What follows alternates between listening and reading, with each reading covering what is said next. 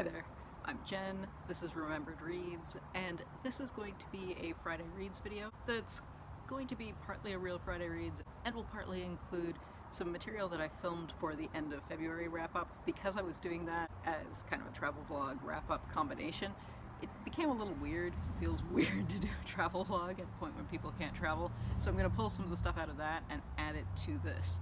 So when the setting changes, that's why that's happening.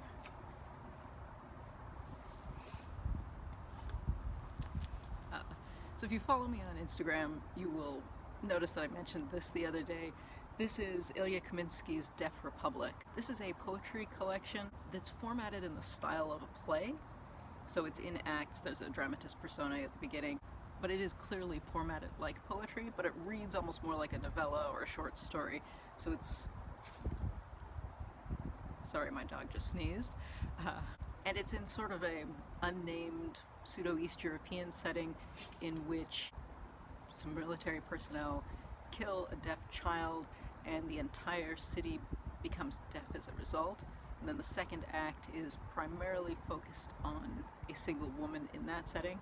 It is very interesting stuff. I picked this up, I saw an interview with the author in which he mentioned he was born in Ukraine and moved to the US at 16, and he's hard of hearing but didn't get hearing aids until he was 16.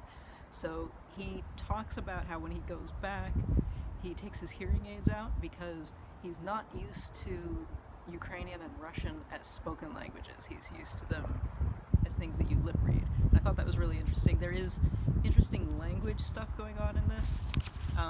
The implication here is that the characters are speaking a kind of sign language that's a mashup of American, Russian, and Ukrainian sign language. So I think there's a lot of interesting cultural and linguistic stuff going on, in addition to the fact that it's kind of an interesting style of writing overall, and that it mixes these three really distinct ways of writing. So yeah, well worth picking up. I also read two graphic memoirs by Zeina Abirached. These are translated by Gauvin, who's one of my favorite translators for things like this, both of which are memoirs of her childhood during the Civil War in Lebanon in the 80s. The first one, A Game for Swallows, To Die, Leave, and to Return, is a portrait of essentially a single evening, basically an entryway of a building that's more or less protected from bombing because of where the supporting beams of the building lie. So the author's child self and her siblings are waiting for their parents to come home, and a bunch of neighbors are there, and it's just about this one night together with some backstory of those neighbors. I've seen some reviews in which people were disappointed that it wasn't a broader picture of Beirut in the mid-80s, and I think unfairly gave this a lower rating because it was something that it's not trying to be. So if you were looking for something like that, that's not what this is. This is basically a portrait of an evening and a portrait of this neighborhood, and it happens to be in that particular setting, which I think is lovely. And I feel like if this had a different setting, a lot of the audience wouldn't be expecting something more educational than this is, because it is a personal story. And I thought it was quite good for what it was doing, but don't go into this expecting a lesson in 1980s Lebanese history, because there is some of that, but I think it assumes that you know bits and pieces. Even less of a story is the follow-up, I Remember Beirut. This is basically a list of memories and then just moments. A lot of the same neighbor characters that we see in the first book appear in this, and they are essentially without introduction here. So I think there's even less, this has very little context to it. So if you hadn't read the other book, I think it would be, well, obviously you just have less context, you wouldn't recognize who the people are. So there's a little more mystery to that, which I think strips it back in a way that can be nice. But if you're going into this looking for something story-driven, that's just not what this is, again. And again, looking at the reviews on Goodreads of this, I think a lot of people are picking this up expecting this to be kind of a, I don't know, a Lebanese Persepolis, and it's not, because it's not trying to do something like that. It's about childhood memory and moments, and that's what you have here.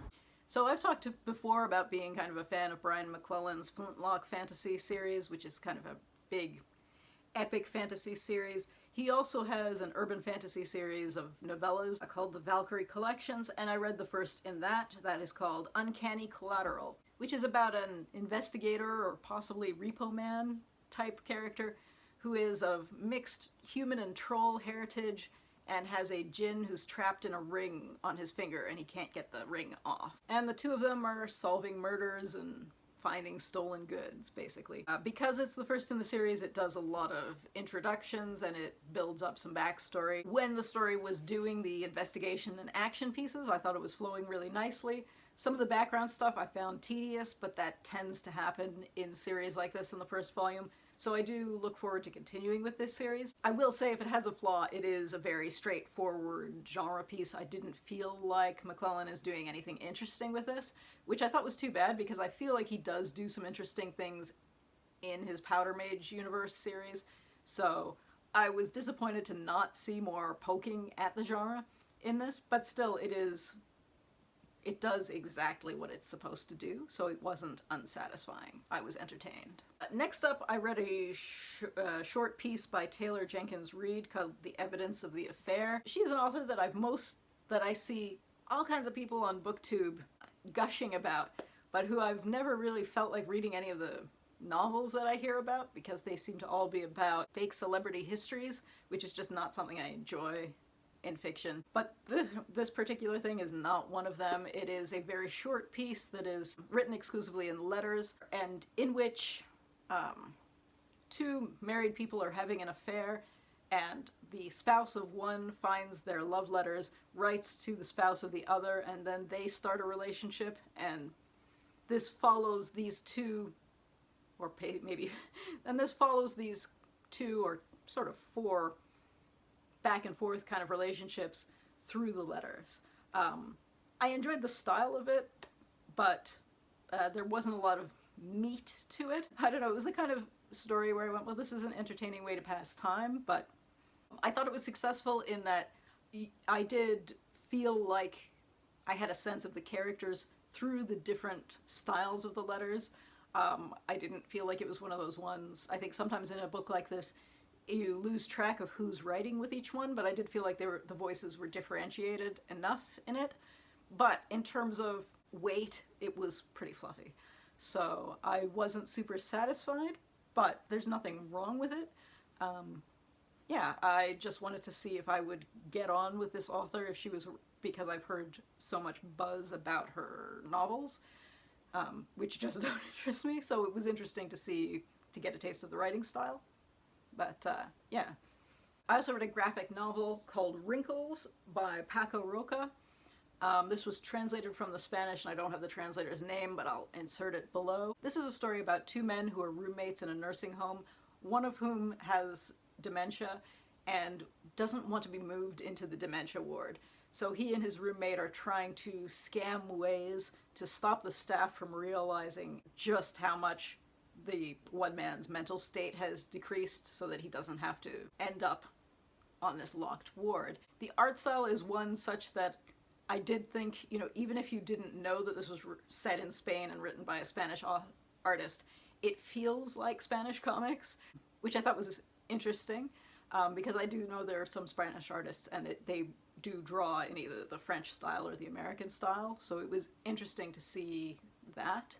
The story itself is, I think I would have been more satisfied if this was, say, 7 pages longer. It felt like it needed a little bit more meat, but still, for the length, I thought it was very successful. Now, this is fiction, but reading the notes at the end, it does feel like this is probably very lightly fictionalized, and that this is actually about people that the author knew and about a nursing home that actually exists.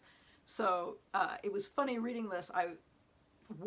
Before I read the notes, I was thinking this is a surprising piece of fiction because this is definitely something that you see more often in memoir, and it does turn out that it is probably closer to memoir than anything else. But still, it was touching, so.